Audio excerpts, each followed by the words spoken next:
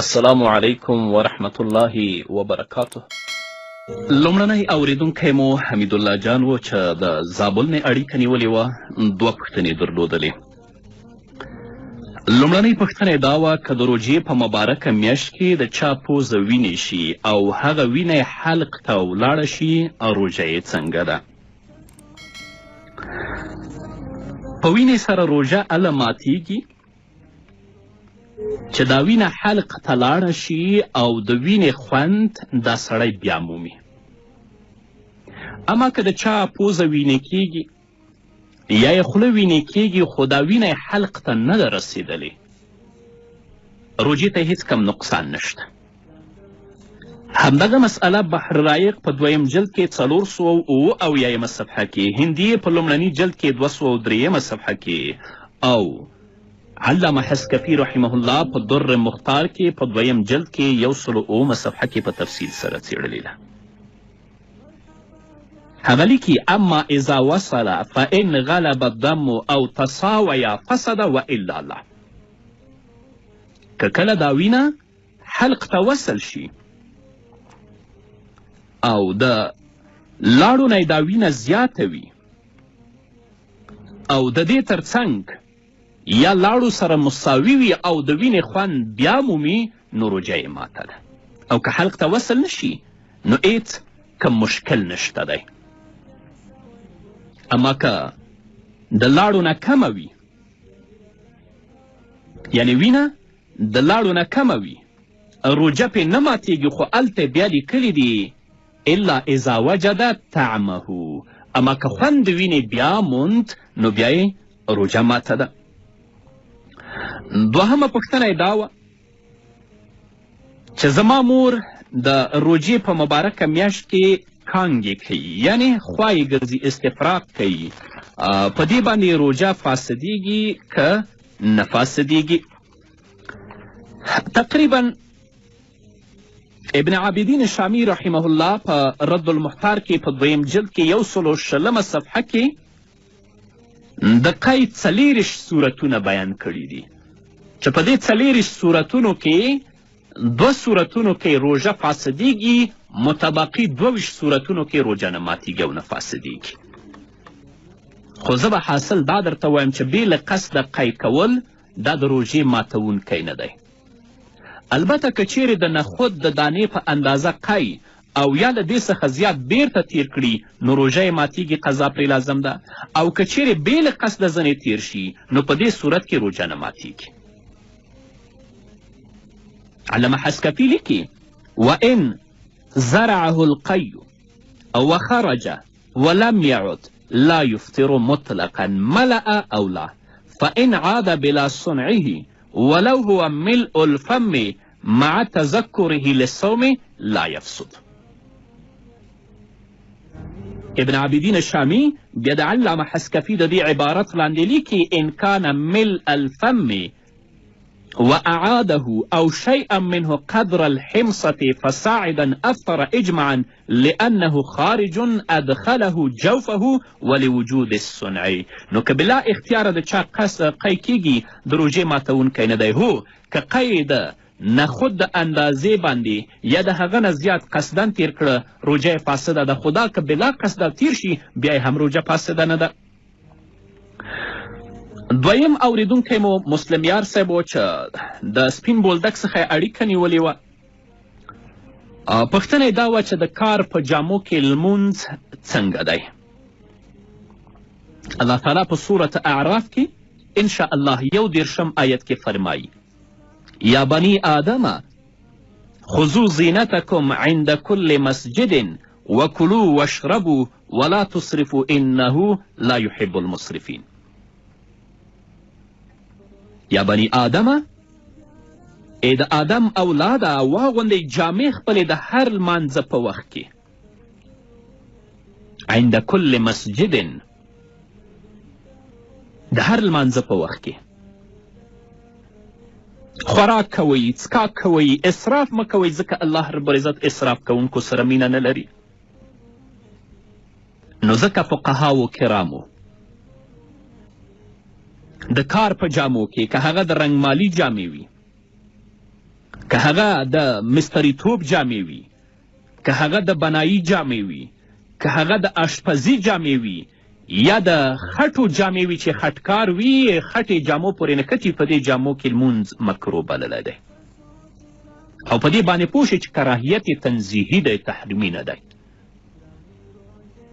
هندیه په لومړني جلد کې 109 صفحه کې او حسکفي په در مختار کې لومړني جلد کې 404 صفحه کې لیکي وصلاته فی ثیاب بزلة یلبسها فی بیته ومهنة ای خدمة ان له غیرها والا لا.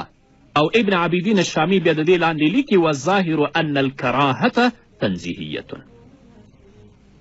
نو کله چې خپل رب ته درېږئ ډېر په پاکو جامو باندې ودرېږئ. زه پوښتنه کوم د همدې خلکو نه، کله چې یو چارواکي څخه تاسو ورځئ، آیا په همدغو جامو د هغه دفتر څخه ورځئ؟ کله هم نه. ښې جامې به اغوندئ، څو وارې به هندارې ته درېږئ، ځان به ګورئ او خوشبویي به پیدا کوئ، هغه به هم استعمالوئ. اما چې کله خپل رب سره ملاقات کوئ، خپل رب ته درېږئ، په داسې جامو کې مه درېږئ، په پاکو ستره او نظیفو جامو کې الله ته ودرېږئ. نو حاصل دا چې د کار په جامو کې لمونځ مکروه دی په کراهیت تنزیهي سره. بل اورېدونکی مو شفیع الله جان و چې ده هم د زابل نه اړیکه نیولې وه. پوښتنه یې دا وه که یو چارواکی یا یو زورواکی راشي او دکاندار نه په زوره د خوراک یو څه واخلي، هغه روژه وخوري، دکاندار ورسره شریک دی که نه؟ کله هم نه. که یو څوک تاسو ته په عادي توګه راځي او تاسې په دې باندې پوهیږئ چې دا څه زه ورکوم دا روژه خوري او شرعي عذر هم نه لري، تاسو منع کوئ، مې ورکوئ. اما که څوک یې تاسو نه په زوره اخلي، ستاسو وس پرې نه رسیږي، بیا تاسو ته کومه ستونزه نشته دی. او پاتې شو د والدینو حقوق په خپل اولاد باندې. دا ډیر تفصیلي بحث دی، په دې 10 دقیقو 15 دقیقو کې زه دا تاته نشم کولی، خو صرف دومره اولاد ته وایم چې ستا مور هغه څوک ده چې هغې جړلې دي ته یې خندولی. ستا مور هغه څوک ده چې هغه ویښه پاتې شوې ده ته یې ویده کړی. ستا مور هغه څوک ده چې هغه وږې پاتې ده ته یې موړ کړی. په کم مخ باندې یا په کومه وجدان باندې نن د خپلې مورجانې په وړاندې درېږې، هغې ته زشت خبرې کوي. یا خپل پلار چې نه شپه کتلې نه ورځ کتلې، مزدوري یې کړې، خواري یې کړې، سختۍ یې تېرې کړي، لږې او تندې یې ایستلې دي، تا ته یوه ګوله ډوډۍ او اوبه راوړي ستا په خوله کې درکړي، ته څنګه نن درېږې خپل د پلار په وړاندې او هغه ته بد رد وایي. الله وایي چې والدینو ته اف قدرې مه وایي. او دا تجربې ثابته کړي چې څنګه د چلند د مور و پلار سره و، همداسې چلند به ستا اولاد ستا سره وي. که ښه و د اولاد چلند به دې ښه وي، او که چلند دې ښه نه و د ستا د اولاد چلند به هم همداسې تا سره وي. ما تاسو ته ویلي دي چې عایز قرني په خپل یو کتاب کې لیکي چې یو ځوان خپل پلار په شا کړی او شپې غوښتلې چې په یو کوهي او څا کې ګزار کړي. کله چې هغې کوهي ته ورسوه، لاسونه او پښې ورته پرانیستلې چې په هغه کوهي کې ورته یي. پلار ورته ویلې چې په دې کوهي کې ما مه غورځوه، ځکه دلته ما خپل پلار غورځولی دی. هغه خپل پلار سره همداسې کړي وو، نو اولاد ورسره همداسې وکړل. نو که مور و پلار سره مو چلند ښه و، احترام مو ورته کوه، عزت مو ورته ساته، ستاسو اولاد به ستاسو عزت ساتي. او که نه، نو بیا د خپل د اولاد نه هیڅکله د احترام، د قدر او د عزت هیله مه لرئ. وروستنی اورېدونکی مو بیت الله و چې د خوست ولایت څخه اړیکه نیولې وه. پوښتنه یې دا وه چې ما مخکې له دې نه چې بلوغ ته ورسېږم روژه نیولې وه، خو هغه روژه مې قصداً وخوړله، په ما باندې کفاره شته که نشته؟ فقهاو کرامو د روژې د فرضیت د شرایطو څخه یو شرط بلوغ بیان کړی دی. نو لحاظه تر څه وخته پورې چې یو څوک بلوغ ته نه وي رسېدلی، پر هغه کس باندې روژه نه ده فرض، نه د ادا په اعتبار سره او نه د قضا په اعتبار سره. او دا خو ښکاره خبره ده چې کفاره به هغه وخت لازمیږي چې پر ده باندې روژه فرض وي. او په دا ستا باندې چې دا مخکې د بلوغ نه د روژه نیولې او قصداً یې خوړلې، قضا هم در باندې نشته. ځکه چې د ماشوم نفلي عبادت د بالغ کس د نفلي عبادت په شان نه دی چې په شروع سره په ده باندې لازم شي. وجب النفل بالشروع دا په بالغانو کې دی، په نابالغو کې نه دی. نو لحاظه که یو ماشوم بلوغ ته نه وي رسېدلی، روژه یې نیولې وي فرضي قصدن یې اخري، نه پر هغه باندې قضا شته او نه په هغه باندې کفاره شته دی. عاجز منګل و چې د متحده عربي اماراتو څخه یې اړیکه نیولې وه، 2 پوښتنې درلودلې. لومړنۍ پوښتنه یې د دندانسې په هکله باندې وه. د روژې په مبارکه میاشت کې خو د مسواک په استعمال کې کومه ستونزه نشته دی.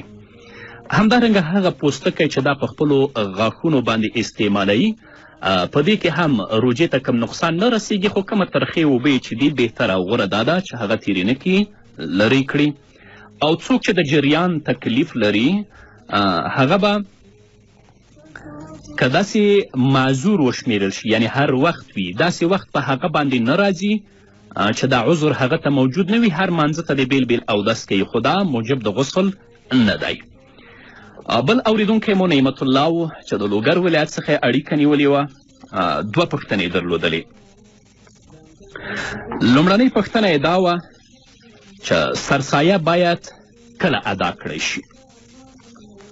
د سرسایې د وجوب وخت د اختر د ورځې د گهیز له ختلو څخه مخکې دی، لیکن که چیرته څوک د اختر له ورځې څخه مخکې ادا کړي، اگر که د روژې د مبارکې میاشتې په هره ورځ کې وي نور سرسایه ادا کیږي، لیکن بیا هم غوره دا ده چې د اختر په ورځې عیدګاه ته له تللو څخه مخکې ادا کړي. صاحب د هدایې په لومړني جلد کې 193 صفحه کې باب صدقة الفطر کې لیکي چې غوره دا ده چې د خپله سرسایه د اختر په ورځ مخکې د وتلو نه عیدګاه ته ادا کړي. اما که په ده یې مخکې کړه، یعنې د روژې په مبارکو میاشتو کې په کومه ورځ کې ورکړه، هم جایز دی، ځکه لأنه ادا بعد تقرر السبب فاشبه تعجیل فی الزکات. مشکل نشته. او همدغه مسئله هندیې په لومړني جلد کې 192 صفحه کې په 8 باب کې چې دا باب په صدقې فطر کې دی، هم په دې کې په تفصیل سره څېړلې ده. اراکوزیا راډیو. مرحبا بیا راغله د خدای د رحمتونو میاشتې، ګرانې روژې د خوندونو میاشتې، ګرانې روژې د خوندونو میاشتې، ښه سوچ راغله ای زموږ د ارمانونو میاشتې، ګرانې روژې د خوندونو میاشتې، ګرانې روژې د خوندونو میاشتې، ستا په راتګ د رب العزت نعمتونه زیات سي. او دوهمه پوښتنه یې دا وه که څوک د سجدې په حالت کې دواړه پښې پورته کوي لمونځ یې څنګه دی؟ نو که په ټوله سجده کې د ده دواړه پښې اوچتې وي لمونځ یې فاسد دی، لمونځ یې صحیح نه دی. ځکه نبی کریم صلی الله علیه وسلم فرمایي چې د الله له طرفه ماته دا امر شوی چې زه په 7 اعضاو باندې سجده وکړم چې په هغو کې قدمین هم شامل دي، یعنی دواړه پښې که په ټوله سجده کې اوچتې وي لمونځ یې صحیح نه دی. بل اوریدونکی مو محمد اجان و چې د لوګر ولایت څخه یې اړیکه نیولې وه. 2 پوښتنې وي. لومړنۍ پوښتنه یې د انګورو په هکله باندې وه چې ځینې بزګر په انګورو باندې دوا شیندي او هغه انګور غټوي. دوی لپاره دا کار شرعاً څنګه دی؟ که د مشتریانو همدغه غوښتنه وي د دوی نه چې موږ ته همداسې انګور راکړه او ټول په دې باندې خوښ وي، مشکل نشته. اما که په دې دوا سره د انګورو کیفیت له منځه ځي، خوند یې له منځه ځي، پوستکی له منځه ځي او د خوړونکو دا غوښتنه هم نه وي، دا کار دوی لپاره مناسب او صحیح نه دی. او د غواګانو لپاره تعویض، دا خو په ګڼو خپرونو کې مونږ څېړلی، ویلیم دی چې هغه کسان چې د تعویض د جواز قائل دي هغوی وایي چې په تعویض کې به یا د الله نوم لیکل کیږي یا د الله صفات یا قرآني آیتونه یا هغه دعاګانې چې د رسول الله صلی الله علیه وسلم نه منقولې دي. هغه کسان دا وایي چې د تعویض په جواز باندې قائل دي نو تا نه پوښتنه کوم یو څوک چې په یو کاغذ کې د الله نوم لیکي یا قرآني آیتونه لیکي یا د رسول الله صلی الله علیه وسلم نه معصورې دعاګانې لیکي او د غوا په غاړه یې زړندۍ یا په لکۍ باندې شرعا دا کار څنګه دی تا نه پوښتنه کوم او دوی که پکې د نمرود و شداد و فرعون نومونه لیکي دا شرکي تعویضونه دي دې لپاره د اسلام په مقدس دین کې کم اصل نشته. وروستنی اورېدونکی مو احسان الله قلمیار و چې بولدک نه اړیکه نیولې وه. پوښتنه یې دا وه چې د روژې په مبارکه میاشت کې که د چا غاښ ډېر سخت درد کوي ویستلی هم نشي دې لپاره د درملو استعمال څنګه دی؟